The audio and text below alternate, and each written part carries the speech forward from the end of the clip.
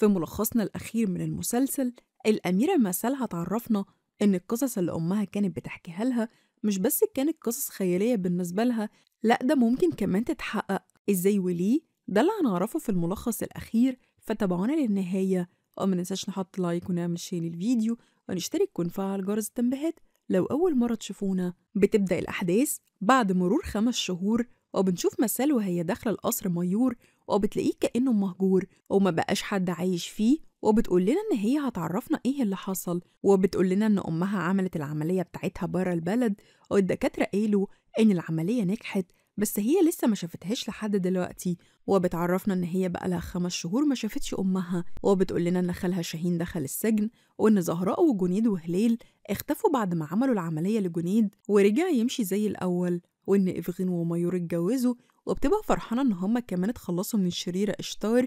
وبتقول لنا كمان إن كل واحد فيهم شاف حياته وبدأ حياة جديدة برا تركيا، وبتعرفنا إنها مبسوطة لده. وبتفضل تلف في القصر لحد ما بتجيلها الخدامة وبتعرفها على السيد هارون وإن هو عايز يشوفها، فبتاخد بعضها وبتروح للمكتب بتاعه وبيعرض عليها إنها تعيش معاه، وبيعرفها إن هو عايش لوحده، وبيقول لها إن هو هينفذ لها كل الطلبات اللي تطلبها منه، وهيجيب لها كل الأكل اللي هي عايزاه، وبيجيب لها كمان فساتين كتير علشان تختار منهم اللي هي عايزاه.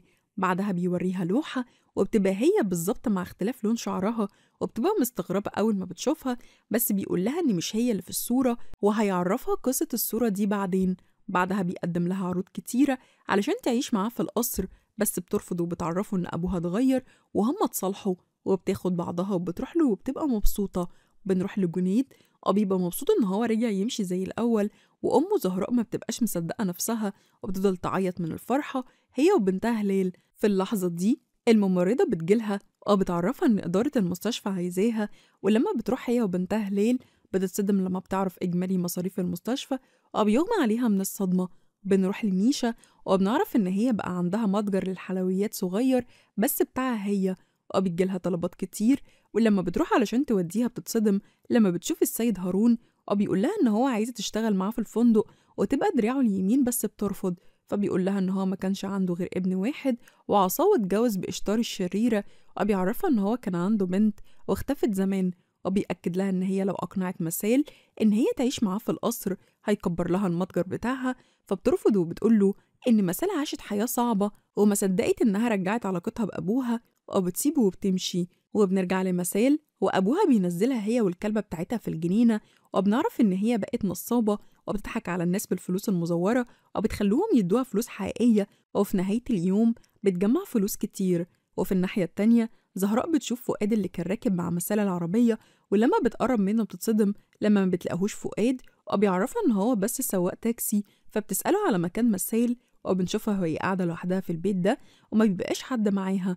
في اللحظة دي زهراء بتجيلها وبتصدم أول ما بتشوفها وبتسألها على مكان أبوها، بس مسال بتهرب وما بترضاش تقول لها على أي حاجة، بس هلال بتمسكها فبتزقها وبتعرفها إن هما ما بقوش زي الأول، وبتتصدم لما بتشوف جنيد بقى بيمشي، فبتبقى مصدومة وبتحضنه من الفرحة. بعدها بيقعدوا كلهم وبيبقوا عايزين يعرفوا إيه اللي حصل معاها وليه كذبت عليهم، وقالت لهم إن هي عايشة مع فؤاد وأبوها أغنية، فبتعيط وبتقول لهم إن الكل سابها ومشي حتى أبوها اتخلى عنها، وبتعرفها إن هي قاعدة في المكان ده لوحدها بقالها شهرين. بيبقوا مصدومين من كلامها لأنهم مفكرينها إن هي عايشة مع أبوها فؤاد، وبتعرفهم إن هي بتنصب على الناس علشان تحاول تجمع فلوس كتير وتسافر لأمها، وبتتخانق معاهم بسبب إن هم اتخلوا عنها بكل سهولة وما كانوش بيسألوا عليها زي الأول، وبتمشي وبتبقى قاعدة لوحدها وزعلانة لحد ما بيجولها وبيقعدوا كلهم سوا وعلاقتهم بترجع زي الأول. وفي اللحظة دي بتحكي لهم كل القصص اللي أمها كانت بتحكيها لها وبتفضل تعيط، فجنيد وهلال بيحاولوا يواسوها، وزهراء بتروح لنيشا وبتحكي لها على كل حاجة وبتعرفها إن هما بقوا فقراء وقاعدين في الشارع، فبتقرر إنها تقعد عندها لحد ما يلاقوا بيت، ونيشا بتكون مبسوطة بوجودهم. وبالليل بتقعد هي وزهراء وبتقرر إنها تحكي لها عن السيد هارون، وبتقول لها إن هو عايز مسال تعيش معاه وهينفذ لها كل حاجة تطلبها منه، وبتعرفها إن هو بيحبها لأنه كان عنده بنت شبهها بالظبط. وزهراء ما بتصدق وبتبقى مبسوطة. وتاني يوم الصبح نيشا بتمسك مسال وهي بتحاول تهرب من البيت وما بتبقاش عايزاها تمشي، بس مسال بتعرفها إن هي بتبقى مبسوطة وهي لوحدها، بتودعها وبتمشي. على الناحية التانية زهراء بتقول لبنتها إن هما رايحين للسيد هارون اللي هو جد ميور، وبتقول لها على كل حاجة، وإن هو عايز مسال تيجي تعيش معاه في القصر، وبتبقى مبسوطة لأنهم هيبقوا أغنياء وهيعيشوا أكيد في القصر معاه. في نفس الوقت ده مسال بتخلي الكلبة بتاعتها تسرق كل الفلوس اللي مع الناس وتحطهم في مكان معين علشان محدش يعرف يمسكهم، وبتروح علشان تجمع الفلوس دي وبتلاقيهم كتير، وبتبقى مبسوطة علشان هتروح تزور أمها في أمريكا، بس بتتفاجئ بالشرطة، بس بتعرف تهرب منه هي والكلبة بتاعتها. وفي الوقت ده زهراء بتبقى قاعدة مع بنتها هلال وبتحاول تقنع السيد هارون إن هو ياخدها بدل مسال، بس بيرفض. وفي اللحظة دي بتيجي لزهراء مكالمة وبتعرفها إن مسال اتقبض عليها بسبب إنها بتسرق الفلوس من الناس. بتروح لها على طول، وزهراء وجنيد بيحاولوا يقنعوها إنها تسلم الفلوس اللي أخدتها للشرطة، بس بتبقى رافضة علشان عايزة تسافر تطمن على أمها. بس بيتصدموا في اللحظة دي لما الشرطي بيجي وبيعرفهم إن مسال حرة وممكن تمشي في أي وقت، بيشترطوا عليها إن هم يوصلوها لجدها السيد هارون. بتبقى رافضة وبتحاول تقنعهم إن هو مش جدها وجد ميور. لما بتوصل البيت بتتفاجئ بنيشا وبيقعدوا سوا، وبتحاول تقنعها إنها تفضل قاعدة مع السيد هارون، فبتقول لها إنها مش عايزة تبقى عبء على حد وعايزة تعيش لوحدها. نيشا بتديها ظرف وبتعرفها إن أمها كانت سايباه لها قبل ما تروح العملية. لما بتقرا الجواب بتلاقي أمها بتترجاها إنها تفضل مع السيد هارون في القصر، بتوعدها إن هي هترجع بسرعة ويعيشوا سوا. فبتروح للسيد هارون بيوعدها إن هو هيسفرها لأمها علشان تشوفها، فبتوافق على طول، بس بيشترط عليها إن هي لازم تلتزم بقوانين البيت، زي إن هي لازم تصحى كل يوم الساعة 7 وما تستخدمش التليفون نهائي على الأكل. بيعرفها إن هو اللي هيربيها ولازم تلتزم بقوانينه لأنها من اللحظة دي هتبقى بنته. فبتوافق بشرط إن هي تجيب زهراء وولادها يعيشوا معاها، بتروح لهم على طول. ولما بتقول لهم على الخبر ده زهراء ما بتبقاش مصدقة نفسها وبتبقى طايرة من الفرحة. بيجهزوا نفسهم كلهم وبيروحوا للقصر، وأول ما الخدامة بتشوفهم ما بتبقاش طايقوهم، بس كل واحد فيهم بيدخل لأوضته بيبقى مبسوط. بيجي الليل وكلهم بيسمعوا صوت السيد هارون وبيروحوا له، مسال بتتخانق معاه لأنها بتبقى مفكرة ناوي يقتل حد فيهم، بس بيأمرهم كلهم إن هم يسيبوهم لوحدهم، وبيديها التليفون علشان تكلم أبوها. وبتبقى بتعيط وبتقول لأبوها في التليفون إن هو إنسان سيء جدا لأنه سابها لوحدها، وبتعرفوا إنها ما بقتش عايزاه لأنها هتفضل مع السيد هارون وتبقى أميرة. فالسيد هارون بيكون مبسوط من كلامها، ولما بترجع لأوضتها حاجة منها بتقع، ولما بتنزل تجيبها بتتفاجئ برسالة مكتوب فيها انقذوني. بتصورها وبتكون خايفة، وبتفضل طول الليل لحد تاني يوم تبص في الرسالة اللي لقيتها تحت سريرها لأنها بتبقى مصوراها بالتليفون. بتسمع صوت خناقة هلال وأمها. لما بتروح لهم بتحاول تهديهم لأنهم بيكونوا بيتخانقوا على الهدوم، وبتبقى ناوية توريهم الرسالة بس بتتراجع على آخر لحظة. لما بتيجي تخرج من القصر بتقابل نيشا وبتوريها الرسالة، فبتخاف عليها وبتبقى عايزة تاخدها ويهربوا قبل ما يحصل لهم حاجة. بس مسال بتبقى عايزة تاخد زهراء وأولادها، بس نيشا بتعرفها إن زهراء هتعرف تتولى أمرها هي وولادها، بس مسال برضه بتكون رافضة. فنيشا بتهديها وبتعرفها إنها تتصل على ميور تسألها عن جدها علشان تعرف منها كل حاجة، وبتخليها ترجع تاني للبيت، وبيتجمعوا كلهم على الفطار.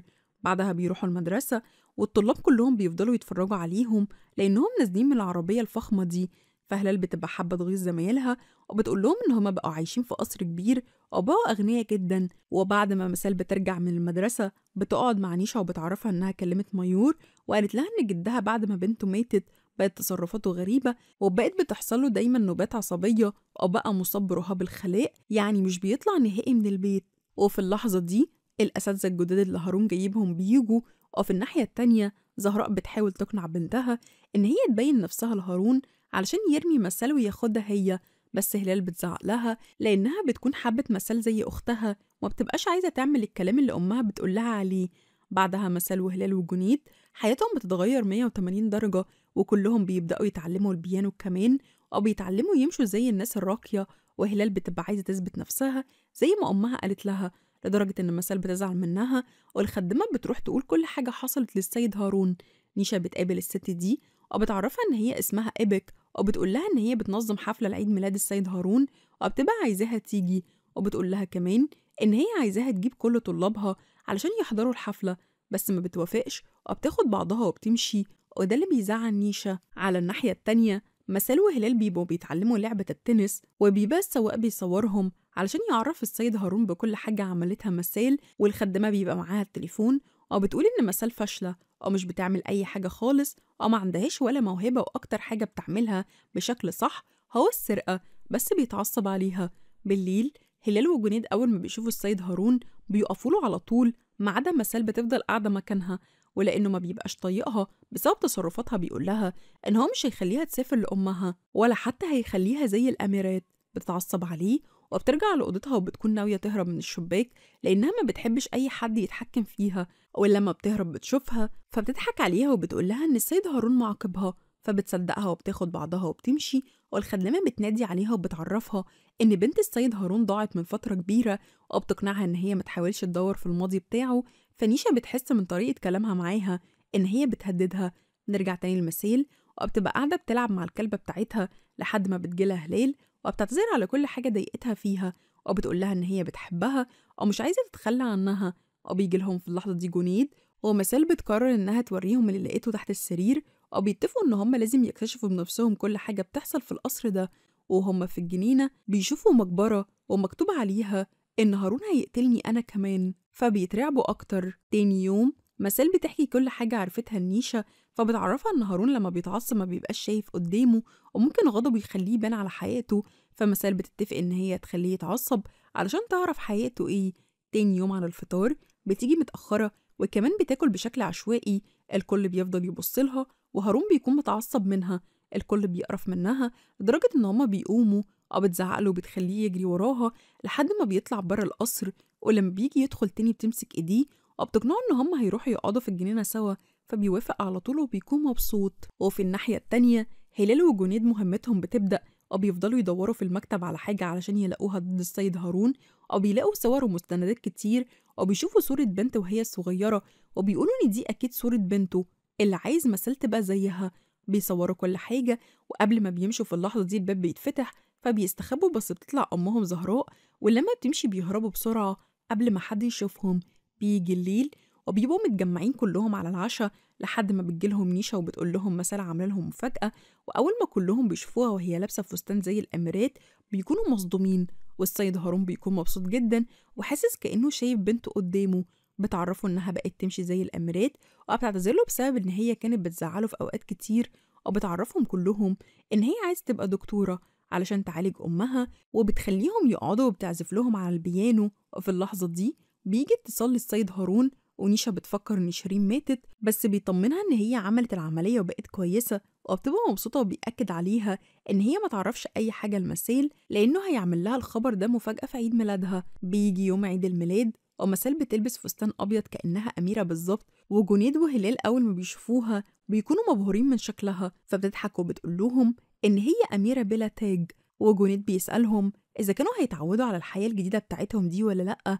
وفي اللحظة دي الخدامة بتجيلهم وبتعرفهم إن السيد هارون طلب إن هم يشربوا المشروب ده، فبيسمعوا كلامه وبيشربوا كلهم. وبتتخانق هي وهلال، فمسال بتتعصب وكانت هتبوظ شعرها واللبس بتاعها، بس هلال بتعتذر لها وبتعرفها إن هي ما كانتش قصدها، وبتطلب منها إنها تسامحها. وجنيد بيهديهم وبيتفقوا هما التلاتة إن هما مش هيتخلوا عن بعض نهائي وهيفضلوا سوا. على الناحية التانية نيشا بتطمن السيد هارون إن الترتيبات عيد ميلاده كلها خلصت، وبيبقى مبسوط لما بيعرف إن كل الأشخاص اللي دعاهم لعيد ميلاده جايين. في اللحظة دي بتتصل عليه شيرين وبتعرفه إن هي هتيجي لعيد ميلاده، فبيقول لها إن هو هيستناها عند الباب الخلفي عشان مسال ما تشوفهاش، لأنه بيبقى ناوي يعمل لمسال مفاجأة في عيد الميلاد. بس بيتصدم في اللحظة دي لما بتقوله الطيارة بتاعتها حصل فيها بلاغ وهي دلوقتي في اسم الشرطة، واحتمال كبير ما تعرفش تيجي على الميعاد اللي هو محدده. فنيشا بتبقى زعلانة وخايفة شيرين يحصل لها حاجة. وفي اللحظة دي بتيجي مسال، بس بيطمنوا لما بيعرفوا إنها ما سمعتش حاجة، بس بتبقى حاسة إن أمها في خطر. ولما بتتصل عليها بتعرفها إنها قربت توصل من القصر، فبتبقى مبسوطة ومش مصدقة إن هي هتشوف أمها. على عكس السيد هارون بيبقى زعلان لأنه كان عايز يعملها لها مفاجأة. والخدامة بتجهز هدومها لأنها بتبقى ناوية تمشي من القصر، وبتفتكر لما السيد هارون قال لها إن هي حرة وممكن تمشي في أي وقت، وبتفتكر برضو لما قال لها إن هي لازم تتجوز لأن العمر بيعدي بيها، وبيعتذر لها إن هو أجبرها الوقت ده كله إنها تفضل معاه في القصر. وبتبقى ماسكة صورته وبتفضل تعيط وبتاخد بعضها وبتمشي، وبتشوفها زهراء وما بتبقاش عايزاها تمشي لأن مش عايزة تخدم كل اللي في القصر مكانها، بس الخدامة ما بتردش عليها، وبتاخد بعضها وبتروح لمكتب السيد هارون وبتديله الاستقالة بتاعتها، وبتمشي وهي زعلانة. وبيبقى هارون متعصب لأنه كان عايزة تفضل معاه، وبتجيله نيشا وبتعرفه إن الضيوف كلهم وصلوا، فبياخدها وبينزلوا. وبتجيله مسال وبتسأله على أمها، فبيعرفها إن هو كلمها وهتيجي في خلال دقايق. الحفلة بتبتدي، وكل المعازيم أول ما بيشوفوا مسال بيكونوا مبهورين بجمالها ومن الفستان اللي هي لابساه، وبيفضلوا يسقفوا لها ويصوروا فيها. بس هي ما بيبقاش هممها كل ده، وبتبقى مستنية أمها. بيتجمعوا كلهم وبياخدوا صورة سوا، بعدها بيخرجوا كلهم للجنينة، والسيد هارون بيشكر المعازيم على حضورهم، وبيقول لهم إن النهاردة مش عيد ميلاده، لأنه قرر إن هو يغير حياة شخص معين في الحفلة دي. ومسال بتسأل نيشا على أمها، وبتبقى حاسة إن هي في خطر، بس بتحاول تهديها. والسيد هارون بيقول إن هو هيعرفهم كلهم على الضيفة بتاعته، وهي السيدة شيرين أم مسال. بس لأن هي ما بتبقاش موجودة، مسال بتطلع مكانها، وبيكون باين عليها الحزن لأنها بتبقى مستنية أمها. وبعدها بيبدأوا يمثلوا المسرحية اللي اتدربوا عليها، بس مسال ما بتلزمش قواعد المسرحية أو بتغير السيناريو، وبتفضل تعيط وتعرف الكل إنها خايفة على أمها وعايزاها تيجي لأنها ما شافتهاش بقالها 5 شهور. وبتقول للكل إن هي أميرة بلا تاج. فالسيد هارون ونيشا بيطلعوا لها على المسرح وبيحاولوا يواسوها، وفي اللحظة دي بتفرح لما بتسمع صوت أمها وبتلبسها التاج، وبتقول لها إن هي دلوقتي بقت أميرة. فبتحضن أمها وبتفضل تعيط من الفرحة. على الناحية التانية بنعرف إن زهراء بقت نواياها كويسة لدرجة إن هي بتاخد الفستان بتاعها وبتديه للسيدة نظمية علشان تلبسه، لأنها عارفة إنها بتحب السيد هارون من زمان، فبتسمع كلامها. وأول ما بتلبس الفستان، السيد هارون بينبهر بجمالها لما بيشوفها، وبيرقصوا هما الاتنين سوا. وفي اللحظة دي شيرين ومسال بيشكروه على كل حاجة عملها معاهم، وبيبقوا مبسوطين كلهم. وبتقول لنا في الآخر إن هي بقت مبسوطة لأنها كانت بتصدق القصص، ودلوقتي القصص اللي أمها كانت بتحكيها لها حصلت معاها، وحياتها انتهت بنهاية سعيدة. وبيخلص ملخصنا هنا. يا رب يكون عجبكم. هستنى رأيكم في التعليقات، وحابين نلخص لكم ايه مع مسلسل ظهور الدم الفترة اللي جاية. ما ننساش نحط لايك ونعمل شير للفيديو ونشترك ونفعل جرس التنبيهات لو أول مرة تشوفونا. I know you told your friend you're not okay, and tell me what's wrong and why you never said you felt that way. And guess you're trying to stay strong and fake a smile until I look away. But I've known you too long, it hurts to watch your blue eyes fade to gray as you fade away, as you fade away. Yeah, I'm about to fade away, 'cause every time I wake up I feel like it's Monday. Something's going wrong with all the chemicals up in my brain. All of a sudden I don't look at anything the same way. Gotta build up of my thoughts sitting in an ashtray. I'm sorry that I'm so inconvenient, okay. Just let me be me and I'll stay out of your way. I can see the way you look at me, I'm such a disgrace. I never really asked to be brought into this place. You wanna love me? Well then baby I have a taste. All